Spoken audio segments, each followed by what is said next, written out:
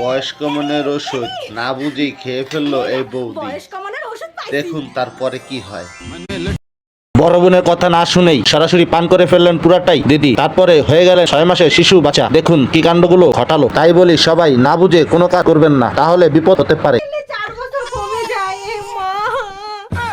ঠেলাও সামলা। জামাই বাবুর দিকে নজর দিল শালি। দেখুন শাড়িটা না খুব সুন্দর। আচ্ছা যাওয়ার সময় তাহলে এটা নিয়ে যাস।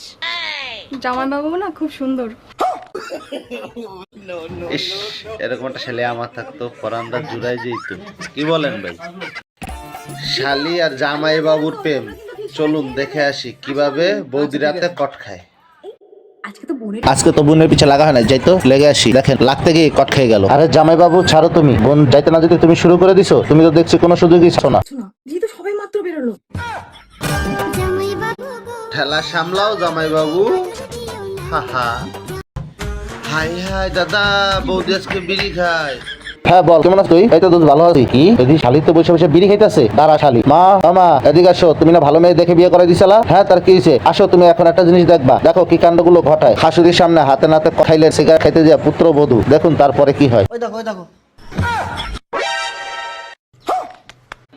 ঠেলা সামলাও এবার।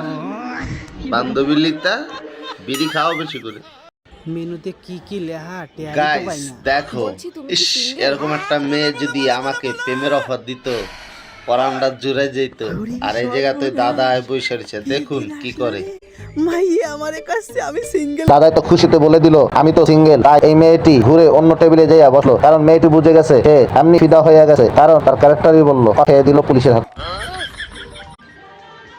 ঠাডা পড়ুক এইসব মেয়েদের উপর। মনে খুব কষ্ট দিয়ে চলে গেল। ভালো কাজটা হইলো বুঝলাম না কিছু। বন্ধুর সাথে এই 2 নম্বরই কাজটা কিভাবে করলো বন্ধু দেখেন। বন্ধু দেখেন এখন পাছাটা মুছতে মুছতে কোথা যায় দিয়া। বুঝতে পার। গরমকালে রূপসী আইছে, তোমরা কেউ নজর দিও না। রূপসী একান্তই শুধু আমার চানের ফিরা। তোমরা দেখো কেউ নজর দিবা না। কে ঠকঠক কথা আছে দরজায়? হ্যাঁ তুমি খুলে দেখো, আমি গরমকালে রূপসী, তোমার আর ঠান্ডায় কষ্ট করতে হবে না। দেখুন তারপরে কি হয়, চলুন দেখে আসি। তারপরে দরজা খোলার পরে যে কাজটি হলো, দাদাই দেখে ভাবলো এটি সত্যিকারী মেয়ে। আসলে সে একটা ছিল কল্পনায়। দেখুন কি কাণ্ড ঘটে।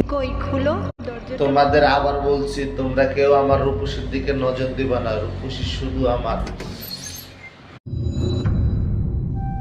আসো তুমি কেন আসো না? তোমার আর কোনোদিন কখনো ঠান্ডায় কষ্ট করতে হবে না। হ্যাঁ আমি আর শালা লুইছা। মাইয়া দেখলে জিবলার পানি আর হয় না। এর লিগা বাপে বলতাছে বাবা তুমি শুয়ে পড়ো, তোমার মতো বয়সে আমাদের এরকম অনেক হয়েছে।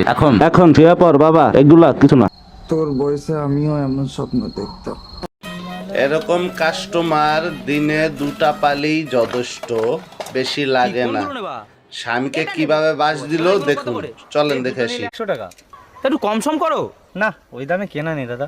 আচ্ছা ঠিক আছে দাও তাহলে। দাঁড়াও, এভাবে কি জিনিসপত্র কিনে দরদাম করে? আচ্ছা দাদা এটা ঝুড়ি কত টাকা? হ্যাঁ আপনার যদি নেন তাহলে 50 টাকা। হ্যাঁ দেখছো তুমি নিলে 100 টাকা, আমি নিচ্ছি তার জন্য 50 টাকা। তার জন্য বলি যে কোনো জিনিস কিনবা দামাদামি করে কিনো, তাহলে ঠকবা না। আসলে বিষয়টা হলো এটা যে সে দাম করছে 2টার আর বৌদি দাম করছে একটা, তাহলে কি দাঁড়ালো একটা 50 টাকা 2টা 100 টাকা, তাই তো? এই জন্যই বলে নারীদের বুদ্ধি আডুর নিচ্ছে। বৌদি দাদা কোথায় জানেন? না ভাই আমি তো জানি না কোথায়। তো যাই দেখুন দাদা রাস্তার পাশ দিয়ে মদ খাইয়া ঢোলে ঢুলতাছে এমন হাঁটাছে, যাই তাকে নিয়ে আসেন। গোলাম রে কতবার কইলাম মদ খাইস না, তারপর মদ খাস। দাঁড়া আজকে তোর বাড়িতে আনগেলি।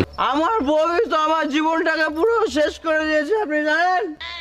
দাদা এখন অভিযোগ তুলতাছে যে আমার বউ আমার জীবনটা শেষ করে দিতে। এখন বৌদি শুনে যে রিয়াকশনটা দিল দেখলে আপনি অবাক হয়ে যাবেন, এমনকি হাসতে হাসতে পেট ব্যথা হয়ে যাবে। চলুন দেখে আসি। বউকে বলতাছে ভানিয়ে, আচ্ছা ভাই আপনি কে? এখন বউ একটা চটকানা দেওয়ার পরে বলতাছে ও বউ তুমি আগে পালা।